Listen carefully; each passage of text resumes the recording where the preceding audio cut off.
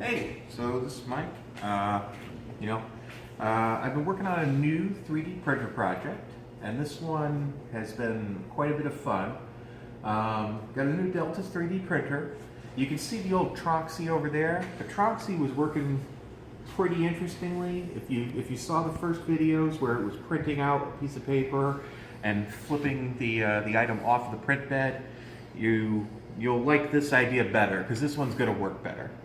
So the goal here on this project has been to build a 3D printer that can work unattended and can work off of a web-based print queue. So what I've been doing is working on a website and a G-code sender and the software to drive an inkjet printer. We have an inkjet printer here, just a regular inkjet printer. I think I picked it up at Best Buy for like 50 bucks or something. And it's an Epson.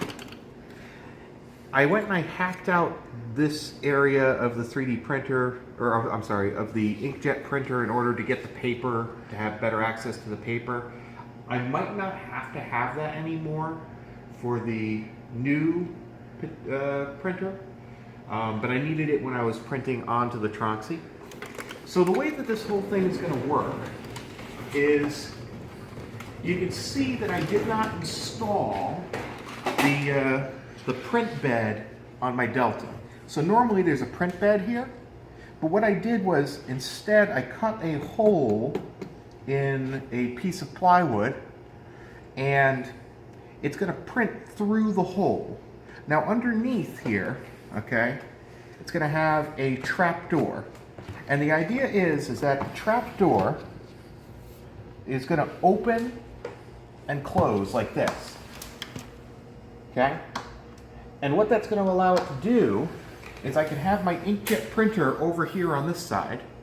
It can feed a piece of paper onto the trap door while it's open.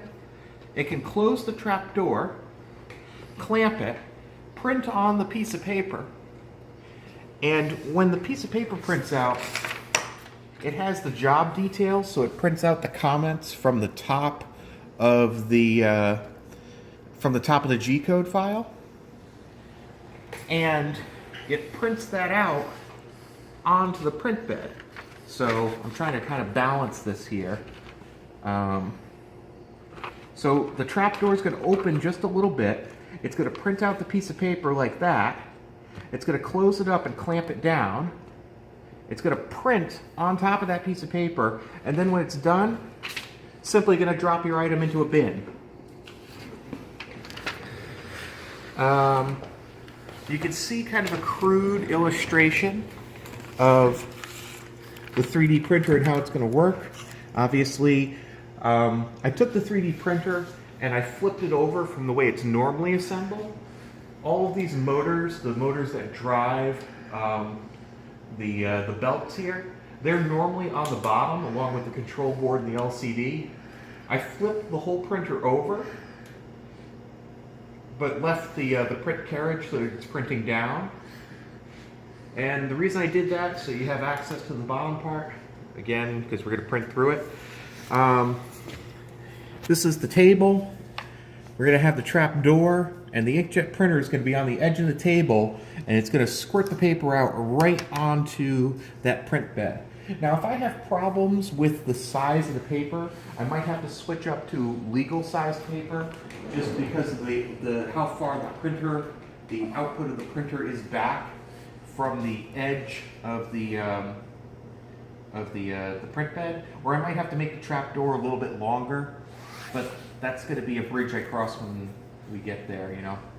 But I anticipate by next week should have a video of this thing continuously doing printing.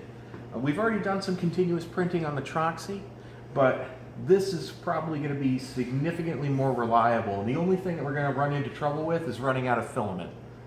So, yeah, signing off. See you later. Have fun.